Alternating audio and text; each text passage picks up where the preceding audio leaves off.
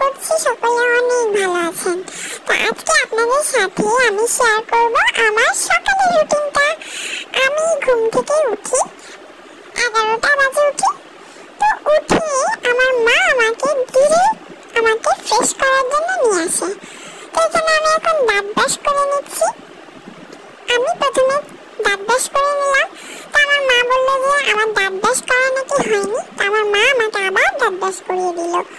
তো আমাকে এখন মুখ ধুয়ে দিচ্ছে। তো আমি একটু আয়না দেখছিলাম যে আমাকে কেমন লাগছে। তো আমার মা একটা টিস্যু টাওয়াল দিয়ে আমার মুখটা সুন্দর করে পরিষ্কার করে দিল, আবার জিহ্বাটাও পরিষ্কার করে দিল। তখন আমি আবার দেখছিলাম যে আমাকে কেমন দেখাচ্ছে। বাহ, আমাকে তো ভালোই দেখাচ্ছে। তো উঠে আমি এখন নিজের নাস্তা নিজেই বানাতে চলে আসলাম। আমার মা কিন্তু আমাকে আমার নিজের নাস্তা আমি নিজেই তৈরি করি। আমার মা আমাকে তৈরি করে দেয় না। আমার মা বলে আমি নাকি সারাদিন বসে থাকি। তো কি আর করবো, নিজের নাস্তা নিজে বানাতে চলে আসলাম। তো এখানে আমি এখন হেলদি করে একটা নাস্তা বানিয়ে নিচ্ছি। আজকে আপনাদেরকে বানিয়ে দেখাবো হচ্ছে প্যানকেক। তো এখানে আমি 2টা কলা নিয়ে নিলাম। কলাটাকে ভালো করে একটু আমার যতটুকু শক্তি ছিল ম্যাশ করে নিলাম। তারপর 2টা ডিম নিয়ে নিলাম। তো এখন এখানে আমি কিছুটা ভেজিটেবল দিয়ে দিলাম, ক্যারট দিয়ে দিচ্ছি, আর দিয়ে দিচ্ছি সুইট পটেটো। কেন জানি না আমার মা এবং আমার ফুফি সব কিছুর মধ্যে সবজি দিয়ে দেয়, কারণ আমি সবজি খেতে পছন্দ করি না। তো তাই আমার মা এবং আমার ফুফি সব কিছুর মধ্যে সবজি দিয়ে দেয়। আর ভাতের মধ্যে সবজি দিয়ে দেয়, ডালের মধ্যে সবজি দিয়ে দেয়, মাছের মধ্যে সবজি দিয়ে দেয়। কেন যে সবজি খেতেই হবে আমি জানি না, আই ডোন্ট নো।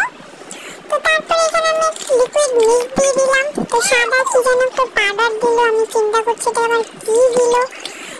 তারপর আমি মাকে জিজ্ঞেস করলাম যে মা তুমি কি দিয়েছো? তারপর মা বললো যে এখানে বাদামের গুঁড়ো দিয়েছে। আমি আবার একটু খেয়ে নিলাম যে দুধের গুঁড়ো, কারণ দুধের গুঁড়ো খেতে আমার খুব ভালো লাগে।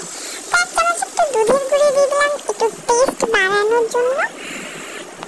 তারপর আমি এখানে দুষ্টামি করছিলাম। তো আবার মাকে বললাম যে মা আমাকে প্যানকেকটা তৈরি করে দাও। যেহেতু আমি এখন ছোট, তাই চুলার কাছে গেলে আমার হাত পুড়ে যাবে। তাই মাকে বললাম একটু অন্তত আমাকে একটু হেল্প করো। আচ্ছা, তো এখন আমি 1 চামচ করে আমি একটা শেপ দিয়ে দিলাম প্যানকেকে। প্রথমে একটু বাটার দিয়ে তারপরে এটা 1 চামচ বাটার প্যানের মধ্যে দিয়ে দিলাম। দেন উল্টে পাল্টে যখন হয়ে যাবে তখন একটা সুন্দর একটা প্লেটের মধ্যে নিয়ে নিতে হবে। এই যে আমার প্যানকেক তৈরি হয়ে গেল। তারপরে আমার চাচু এসে আমাকে খাইয়ে দিচ্ছে, যেহেতু অনেক গরম তো আমি আবার হাত দিয়ে ছিটতে পারবো না। তো আমার চাচু আমাকে এসে খাইয়ে দিচ্ছে। তো আজকে রেসিপিটা আপনাদের কাছে কেমন লেগেছে অবশ্যই আমাকে জানাবেন। যদি আপনাদের কাছে ভালো লেগে